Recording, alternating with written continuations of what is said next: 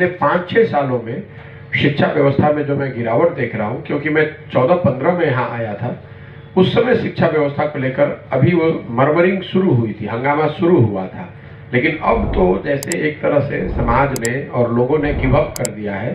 सरकारी शिक्षण संस्थाओं की जो इमेज है, उसको लेकर जो परसेप्शन है वो सिर्फ खिचड़ी बांटने वाला सेंटर, और कॉलेज का जो परसेप्शन है वो ये है कि यहाँ पर डिग्री बढ़ती है, आप एडमिशन ले लीजिए, एडमिट कार्ड लेकर परीक्षा दे दीजिए और डिग्री ले लीजिए। पढ़ाई ना कॉलेज में हो रहा है ना स्कूल में हो रहा है। शिक्षा व्यवस्था को लेकर जो चीज़ें मैंने चंपारण में देखी, कमोवेश वही स्थिति मुझे शिवहर में दिखा। सबसे बड़ी परेशानी है फिजिकल इंफ्रास्ट्रक्चर, मतलब स्कूल की बिल्डिंग, हाथे वगैरह, क्लासरूम्स, उसका और शिक्षकों और बच्चों, इन तीनों का समायोजन न होना। मतलब जहाँ पर बिल्डिंग है वहाँ पर शिक्षक समुचित संख्या में नहीं है, जहाँ शिक्षक हैं वहाँ बिल्डिंग नहीं है, जहाँ दोनों है वहाँ बच्चे नहीं है। तो ये तीनों चीज के समायोजन के न होने की वजह से बिहार की शिक्षा व्यवस्था पूरी तरीके से कोलैप्स कर गई है। मुझे ऐसा लगता है, हम लोगों ने शुरुआती सजेशन भी दिए हैं, अब समय आ गया है कि बिहार में सरकार ये समता मूलक शिक्षा व्यवस्था के पीछे पूरी शिक्षा व्यवस्था को ध्वस्त करने के बजाय एक ऐसी व्यवस्था बनाए जिसमें कम से कम प्रखंड के स्तर पर 1-2 विश्व स्तरीय न भी सही तो कम से कम बेहतर स्कूल, 1-2 स्कूल भी अगर बेहतर बनाया जाए, और फिर मोबिलिटी के जरिए मोबिलिटी प्रोवाइड करके बच्चों को ये सुविधा दी जाए ताकि लोग उन स्कूल में आ सके। एक प्रखंड का पेरीफेरी जो है वो 10, 12, 15 किलोमीटर होता है। शहरों में अगर आप देखेंगे, हर बच्चा, हर परिवार अपने बच्चे को बस स्कूल बस में भेजता है, 5-10 किलोमीटर भेज सकता है। तो हम लोग जो ब्लूप्रिंट अभी बना रहे हैं उसमें पहली सोच ये है कि शिक्षा व्यवस्था को लेकर एक 10 साल का नजरिया बनाया जाए, और पहले साल, हर साल 500। बिजली को लेकर मैं जरूर कहूँगा कि जहाँ पर भी हम लोग गए हैं हर जगह बिजली आ गई है, इसमें कहीं कोई दो मत नहीं है। लेकिन उसमें एक बड़ी समस्या जो लोग बता रहे हैं, जो हम लोग सुन रहे हैं गाँव में, वो है गलत बिजली बिल का आना। शायद ही कोई ऐसा गांव है जहां मैं गया हूं, ये चंपारण में भी था और शिवहर में भी मेरे पास लोगों ने बिल दिए हैं, अपने पेपर जमा किए हैं, वीडियो हम लोगों ने बनाए हैं। ज़्यादातर लोगों ने बताया कि बिजली का बिल 2000 से 70,000 तक लोगों के बिल आए हैं, लोगों ने अपना बिजली बिल दिखाया है। तो ये समस्या आने वाले कुछ महीनों और सालों में बढ़ने वाली है। लोगों को ऐसा लगता है कि बहुत बड़े पैमाने पर गलत बिजली बिल आ रहे हैं। सड़क की जहाँ तक बात है, बिल्कुल नेशनल हाईवे और स्टेट हाईवे में सुधार है, दिख रहा है, लेकिन ग्रामीण सड़कों की हालत करीब करीब लालू जी के जंगल राज का जो कालखंड था वैसी ही है या उससे भी बदतर है। कोई भी ऐसा गांव मुझे अभी तक नहीं मिला जहां मैं पैदल चला हूं, 2-4 गांव एक्सेप्शन के तौर पर, अपवाद के तौर पर छोड़ दे, जहां पर कि गांव के अंदर की सड़क ठीक है। आप लोग भी पत्रकार हैं तो आप लोग घूम ही रहे, रोज देखते होंगे। इसके अलावा 2 बड़ी योजनाओं की 2-3 बड़ी योजनाएं जो 7 निश्चय का हिस्सा था, उसकी मैं चर्चा करना चाहता हूं। बहुत लोग भूल गए हैं कि 7 निश्चय में पहला एक वादा था कि जो बेरोजगार है बिहार में, 18 से 35 साल के हर बेरोजगार को महीने का 1000 रुपए का स्टाइपेंड मिलेगा जब तक उसको रोजगार न मिल जाए।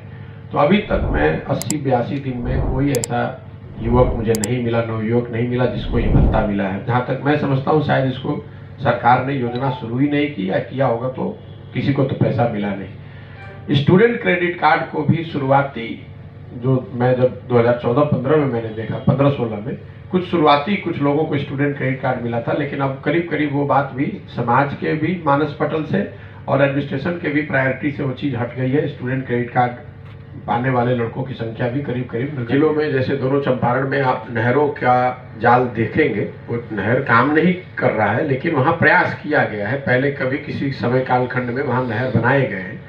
शिवहर में नहर कहीं नहीं है, और आंकड़ों में भी, सरकार के आंकड़ों को भी मैंने जब दिखवाया तो पता चला कि 1% जमीन जो है वो सिंचित है, एस्योर्ड इरिगेशन है। दूसरी जो समस्या यहाँ पर है, ये 54% जिला बाढ़ इफेक्टेड है। As per the government data 54% जो शिवहर का हिस्सा है वो, उसमें बाढ़ किसी न किसी तरीके कभी न कभी आता है।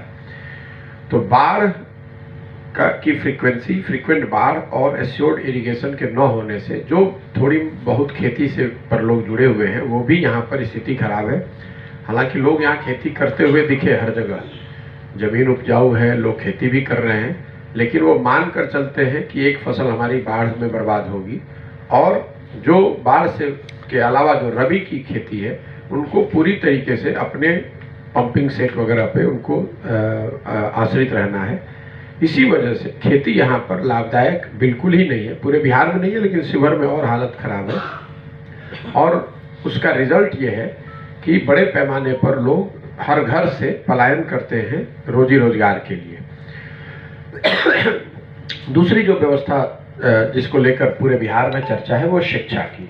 मैं समझता हूँ कि नीतीश कुमार जी जैसे पढ़े लिखे व्यक्ति के मुख्यमंत्री रहते हुए बिहार की शिक्षा व्यवस्था का ध्वस्त हो जाना, ये उनके 17 साल के कालखंड का सबसे बड़ा काला अध्याय है। ऐसा इसलिए कि अगर रोड खराब है या सिंचाई की सुविधा नहीं है या अस्पताल नहीं है, तो कल एक अच्छी सरकार अगर आ जाए तो शायद वो चीज़ें बनाई जा सकती है।